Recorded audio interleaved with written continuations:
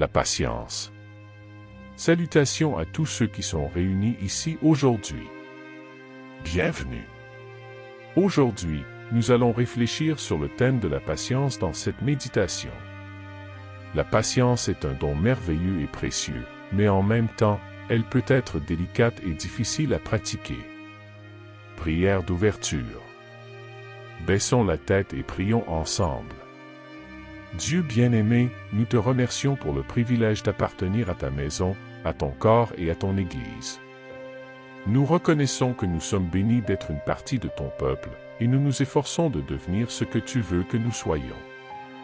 Nous savons que rien dans la vie n'est garanti, mais nous faisons tout notre possible pour rester dans ton royaume et marcher sur le chemin que tu as tracé devant nous. Aujourd'hui, Seigneur, nous venons devant toi pour apprendre sur la patience, une vertu que tu nous enseignes à travers ta parole et tes exemples dans les Écritures.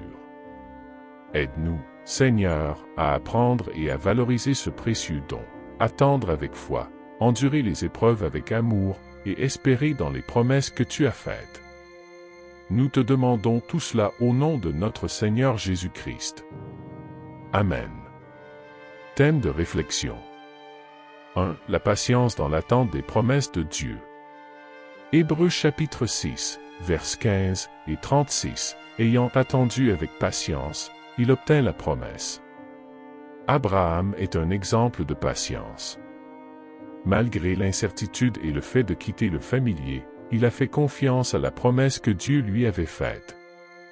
Réflexion, la patience reflète la confiance dans le parfait timing de Dieu, qui dépasse notre urgence ou notre impatience. Recommandation, faisons confiance à Dieu, sachant que son timing est toujours meilleur que le nôtre.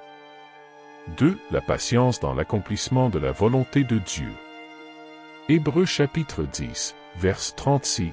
Vous avez besoin de patience afin que, après avoir accompli la volonté de Dieu, vous obteniez la promesse. Accomplir la volonté de Dieu exige de la patience, car ses promesses arrivent en son temps parfait. Réflexion, faire confiance au timing de Dieu nous permet de nous aligner sur son plan divin. Recommandation, pratiquez la patience dans votre obéissance, sachant que le timing de Dieu n'est jamais tardif. 3. La patience dans la tribulation. Romains chapitre 5 vers 3. Nous nous glorifions dans les tribulations, sachant que la tribulation produit la patience.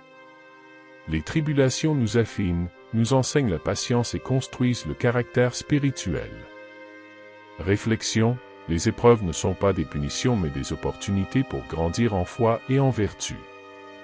Recommandation, accueillez les tribulations comme des outils de croissance et de maturité spirituelle. 4. La patience envers les autres. 1 Thessaloniciens chapitre 5, vers 14, soyez patients envers tous. Nous sommes tous à des étapes différentes de croissance spirituelle, et la patience envers les autres reflète l'amour de Dieu en nous.